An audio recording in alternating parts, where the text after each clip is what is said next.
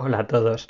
Estoy aquí otra vez. Hoy quiero deciros que pues seguramente este sea el segundo y último contrapoder, en el sentido de que creo que no voy a contestar más a los pasquinos o no los voy a contestar así, no los voy a contestar con un vídeo subido en mi canal.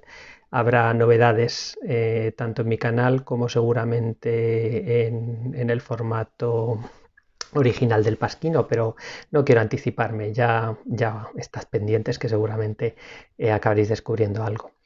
Quería hacer este vídeo primero porque hoy que estoy grabando esto a día 22 de marzo de 2020, pues nos han informado ya de manera, parece ser que oficial, que este confinamiento en nuestras casas, fruto del COVID-19, se va a prolongar 15 días más. Es decir, el estado de alarma en el que estamos, pidiéndonos que nos quedemos en casa, que evitemos las concentraciones y las relaciones sociales, se va a prolongar 15 días más. Si habéis visto el pasquino que hice para el canal del pasquino, ahí os pedía y os decía que desde la total calma y desde la esperanza y desde el optimismo, que aprovecháramos este tiempo para crear cosas. Hay mucha gente que está creando y gente que está creando cosas muy chulas. La gente está aprovechando este momento, está obligada a este confinamiento en el que el encierro nos permite repensar, nos permite muchas cosas, ¿no? Al hilo de todo esto, quería hacer un pequeño vídeo explicándoos dos cosas fundamentales. Llevamos unos días en los que se está hablando muchísimo, se ha hablado en el Pasquino, ha hablado eh, Jimena Apisdorf y ha hablado Miguel, barroquista, sobre cierto libro que hay en el mercado, que ya os enseñé cómo lo desempaquetaba, lo tengo, pero os tengo que confesar que todavía no lo he leído. Estos momentos de confinamiento me están llevando a acumular una serie de trabajo porque tengo que teletrabajar y la verdad es que saco poco tiempo para la lectura y los tiempos de lectura que estoy sacando los estoy aprovechando para los posts de Investigart y para mi tesis doctoral, con lo cual no tengo mucho tiempo de leer cosas que no me urjan, ¿no? Pero sí que os quiero recomendar lecturas, ¿no? Y quiero recomendaros que a mí me parece fascinante el debate y me parece fascinante que haya un libro que abra el debate sobre mujeres, pero siempre hay que tener en cuenta que qué tipo de lectura estamos hablando. El libro el libro del que todos estáis pensando es un libro interesante, es un libro necesario, yo creo que es necesario y me parece que está muy bien, pero no es un libro de historia del arte, entendiendo por un libro de historia del arte un libro académico de la historia del arte, que está muy bien, seguramente es un libro divulgativo con el arte como contexto, pero adolece de seguramente falta de método en la historia del arte. Y entonces os quiero comentar que una vez que os hayáis introducido en la historia de género, en castellano tenemos a dos autoras que son fundamentales. Las dos están publicadas por la misma editorial, que es Cátedra, en los ensayos de arte Cátedra. Una de ellas es, aquí os lo enseño, Estrella de Diego, y su fantástico libro La mujer y la pintura del XIX español, 400 olvidadas y alguna más. Un libro fundamental y especial. Y el otro libro, que además se ha hablado mucho estos días en redes de ella, es también en la misma editorial, Patricia Mayallo, Historia de Mujeres, Historia del Arte. Creo que son fundamentales. No son libros perfectos, pero son libros que te hablan de muchas cosas y son libros que creo que está muy bien o que vienen a completar muy bien. Sobre todo nos van a hablar del momento en el que la mujer como artista eclosiona de una manera más grande, con más ejemplos, que es a partir del siglo XIX, a partir de las fundaciones de las academias y a partir de que las mujeres empiezan a poder acceder a ellas. Porque hasta el siglo XIX ya hemos contado muchas veces que los modelos de mujeres artistas van a ser dos. Por un lado, familiares de artistas que son formadas en el taller familiar como un miembro más de la familia, pues Artemisia Gentileschi, no, Sofonifa justo es otro modelo. Clara Peters, cualquiera de estas artistas, Elisabetta Cirani, que es fantástica, a mí me encanta. Y luego estaría el caso de jóvenes que han recibido educación artística como parte de una educación humanística, que ese sí sería el caso de Sofonisba Anguissola, ¿no? Los dos modelos de mujeres artistas que tenemos. En todo esto es muy interesante cómo la historiografía nos ha perfilado estos perfiles de mujer. Y hay una cuestión que creo que es fundamental y que tenemos que tener en cuenta, y es que no tenemos que olvidarnos del contexto. Un problema fundamental con la historia de género es intentar hacer una relectura actual de lo que pasaba en el siglo XVI o en el siglo XVII. Es un error. No se puede hacer una relectura literal y poner nuestros ojos del siglo XXI en el siglo XVI. Es fundamental el contexto.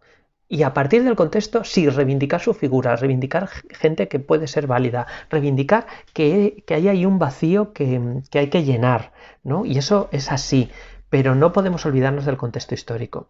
Hace unos años, exactamente en 2016, justamente en marzo del 2016, yo publiqué en mi blog, en Cipripedia, un post que se llamó Mujeres Historia del Arte 2, porque ya había hecho un primer post, en el que hablaba de dos mujeres artistas con una vinculación especial, sobre todo porque tenía una biografía muy paralela. Luisa Roldán, escultora sevillana, y Josefa de Ayala o Josefa de Óbidos, pintora portuguesa, aunque nacida en Sevilla.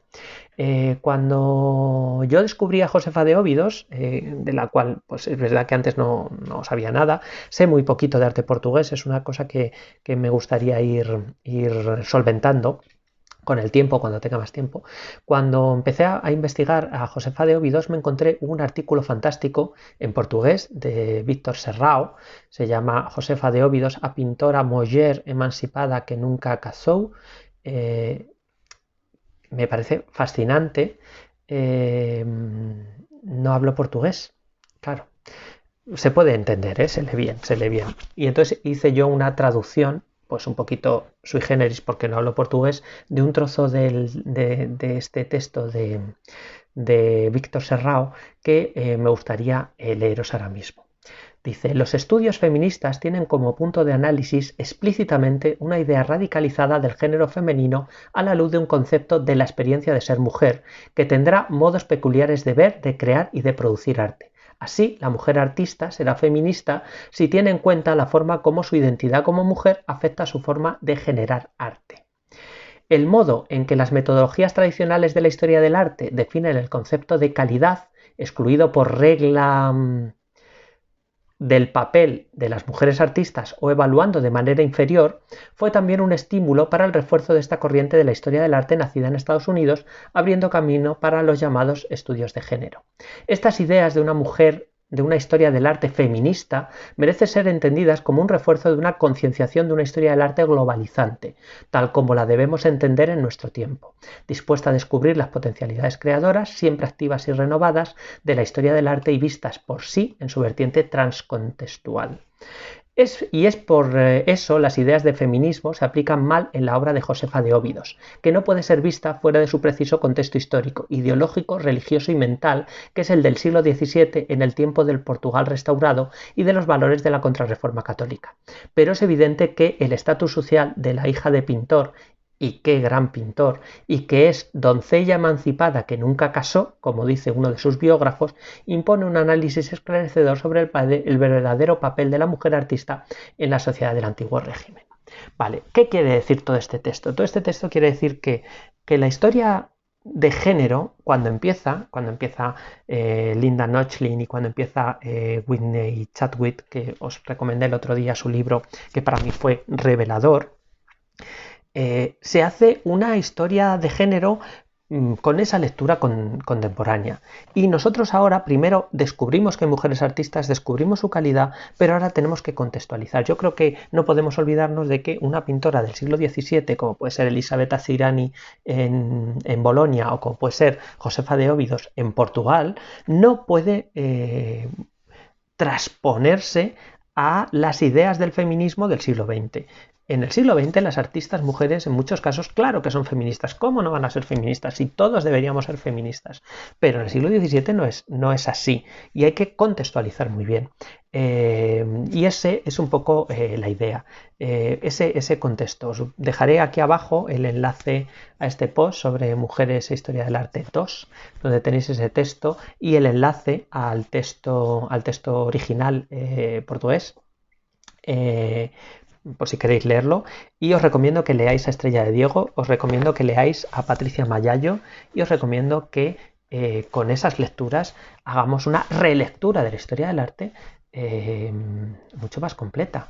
Mi querida Sara Ruballo, la gata verde, dice que su objetivo es que el libro de historia del arte que tenga que estudiar su hija sea el doble de gordo, es decir, que tenga no hay que quitar, sino que hay que añadir mujeres artistas. Y ese sería el objetivo principal de todos nosotros. Con este último contrapoder, con este último vídeo intentando contestar más o menos pasquinos, pero contando cosas que a mí me parecen, pues me despido de vosotros, os conmino a que me pongáis comentarios, a que me comentéis en redes, a que estéis pendientes de qué es lo que va a ocurrir a partir de ahora con el pasquino, que va a haber novedades, no digo más, me estoy anticipando, estoy siendo garganta profunda y estoy diciendo cosas antes, pero estar pendientes. Y para empezar, por si no lo sabéis, el pasquino ya está en Instagram, pendientes ahí también. Y me despido de todos vosotros, os deseo que este tiempo estéis bien y yo me quedo en casa.